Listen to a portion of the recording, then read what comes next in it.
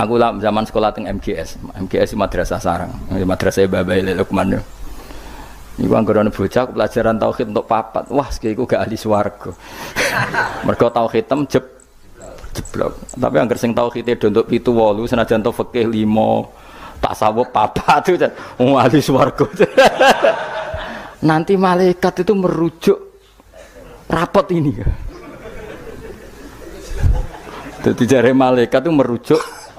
Jadi nak rapote kok tauhide papat neraka, mergo tauhide jeblok merah. Tapi nak tauhide 8 swarga. Nah ini kita tidak tahu malaikat itu apa merujuk rapot apa tidak sana. Tapi yang jelas di cerita keramat itu Allah itu bangga dengan argumen yang dibangun umat Rasulullah Shallallahu Alaihi Wasallam. Makanya masyhur itu Nabi ngendikan saya rindu pada ikhwani. Ikhwani itu teman. Terus sahabat pada ngendikan alasna ikhwanaka ya Rasulullah, bukankah kita ini temanmu? Lah dari Nabi, antum ashabi, kamu itu sahabat saya, tapi saya rindu teman-teman saya. Siapa itu ya Rasulullah? Man amana bi walam yaroni, mereka iman saya padahal tidak melihat saya. Lalu itu Allah lebih rindu lagi, dan Allah membanggakan hamba-hamba ini yang enggak jelas ini semua itu mengalahkan para malaikat. Tentu dalam konteks itu, karena malaikat ketika iman, kowe wajar iman, memang kamu tahu saya. Tapi umatnya Muhammad sudah tidak ditunggoni Muhammad, tidak ditunggoni kekasih saya, tapi tetap iman pada saya. Lalu dengan cara apa? Dengan cara akalnya masing, termasuk yang ahli matematika, nisbatus naini ilal wahid wassalasa wal khamsa, semuanya sama, far'ul wahid. Fal wahid wal aslu wa ghairul wahid far'ul asli. Fal kullu minal wahid.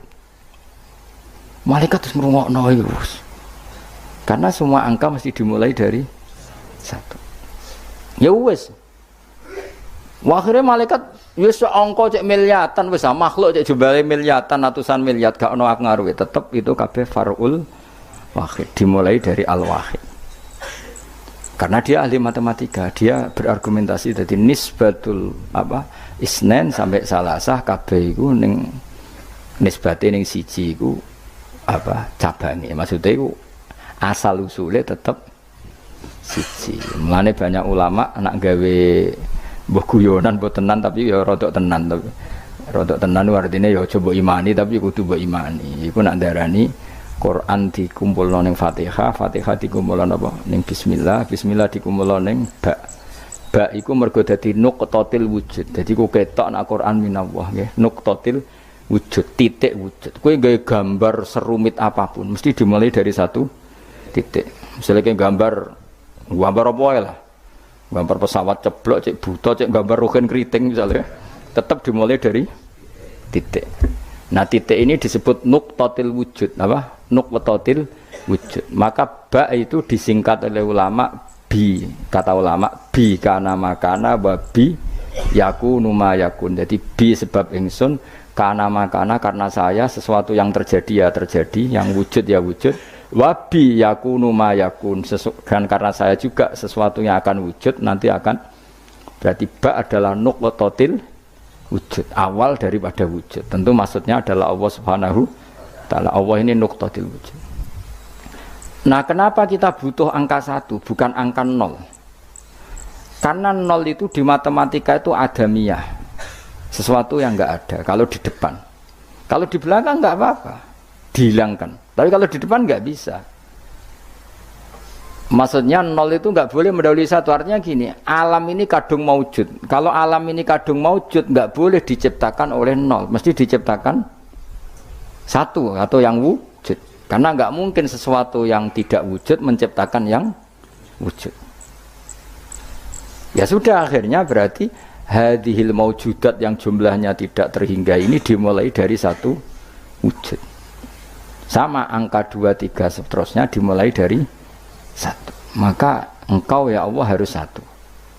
Akhirnya malaikat itu taslim. Segamane itu Allah ngendikan, wong ini kok mbok takoki marbuka. Malah kayak diterangno malah pusing kira-kira kan gitu.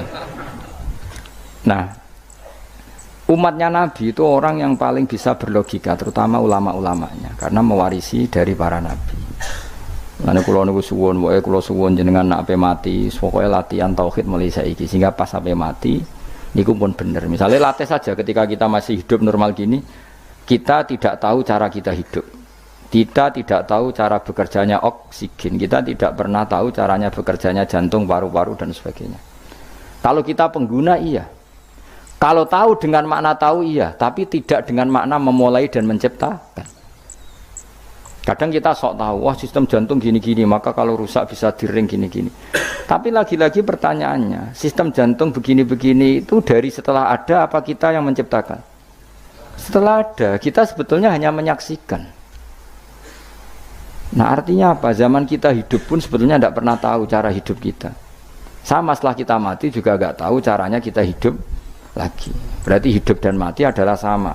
Ketika kita hidup ya tidak menentukan kehidupan kita, ketika kita mati juga tidak menentukan kematian kita. Semuanya dalam kendali Allah Subhanahu wa ta'ala. Ya sudah, kalau kita dari nggak ada menjadi ada itu nyata, berarti dari ada menjadi ada lagi pasti juga nyata.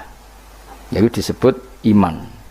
Iman itu satu perangkat keyakinan yang berdasar ilmu.